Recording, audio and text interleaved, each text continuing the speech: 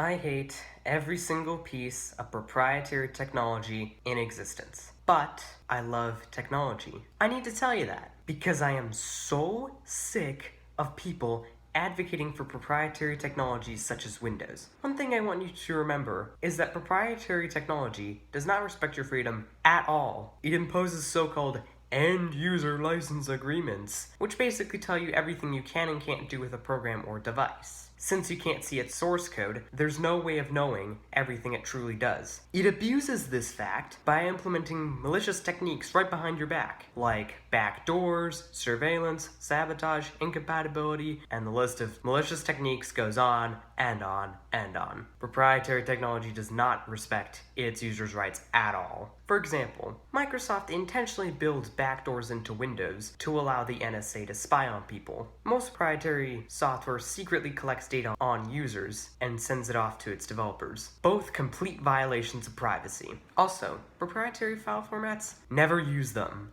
They're unfit for data preservation. They are often only compatible with one proprietary program, locking you into one specific program, and possibly into one specific operating system. And if that program is ever discontinued, which is definitely gonna happen eventually, you'll lose access to all the data in those proprietary file formats. Also, a lot of programs lock you into a specific operating system, such as Windows, by exclusively supporting that one operating system. And there are also some devices that depend on an online service to function. This means that the second that service is discontinued, which is definitely gonna happen eventually, all of those devices simply stop working. That is a huge contributor to those mountains of e-waste you may have heard environmentalists talk about. Oh, ever heard of an account termination? It's when a service provider disables your account for an alleged violation of their terms and conditions. Depending on what account that is, it can really cripple your technology experience. For example, in the case of an Apple device, if Apple terminates your Apple ID, you can't access any of the services your Apple device has to offer. I'm talking, you can't even install new apps or update existing ones. The end result is that you end up with a way inferior product than everyone else. The only way to circumvent this is by creating a whole new account as a whole new person, meaning that you get to make every single purchase that you ever made on your now terminated account all over again. Such a deal! It kind of amazes me that this is even allowed to happen in the first place. You can even argue that a lot of proprietary software commits fraud by tricking its users into wasting their hard-earned money on digital goods to top up their accounts. As a result, people end up emptying their bank accounts without even a thought. And if all that wasn't enough, how about DRM? It technically stands for Digital Rights Management, though it should stand for Digital Restrictions Management. Why? Because Digital Rights Management doesn't manage the rights of anyone. All it does is strictly enforce restrictions that come with proprietary software. A lot of DRM drives users crazy by interfering with their use of a proprietary technology.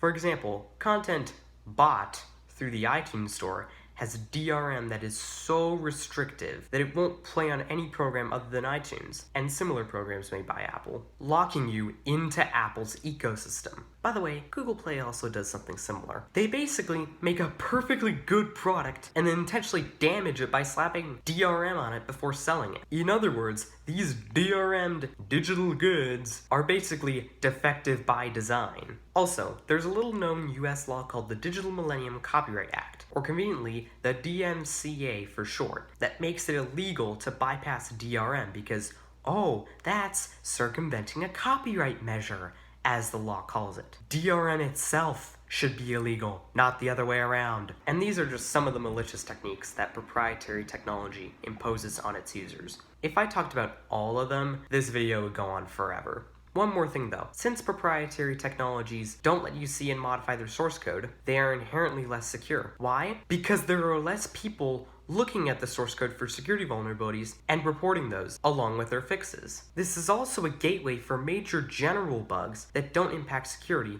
but that really annoy and possibly devastate users. Take, for example, the major Windows 1809 bug that deleted people's files. But anyway, you can really see that proprietary technology really just sucks. It paints all technology, including innocent, free, and open source technology, in a bad light. It's to blame for some people's distrust in technology. I don't understand how many people just don't get it. Switch to free and open source technology such as Linux if you can. Like, if you're one of those proprietary technology advocates that think that proprietary technology should be the only technology, I'm sorry, but you're just automatically tech illiterate. Technology as a whole would be so much better than it is now without the proprietary junk. But anyway, that's all I have to say. Just fade to black. I'm out. You're still here? Well, in case you're new to the channel, this channel makes tech tutorials, tech discussions, Linux distro tests, and tech experiments. And I'll also occasionally do tech rants. Like, this is my first tech rant. This channel is mainly focused on Linux, specifically Ubuntu. So if you're interested in that stuff, be sure to hit the subscribe button. And if anything I said in this video was wrong, please correct me down in the comments. And if you like this video, found it informative, hit the like button and share it with your friends.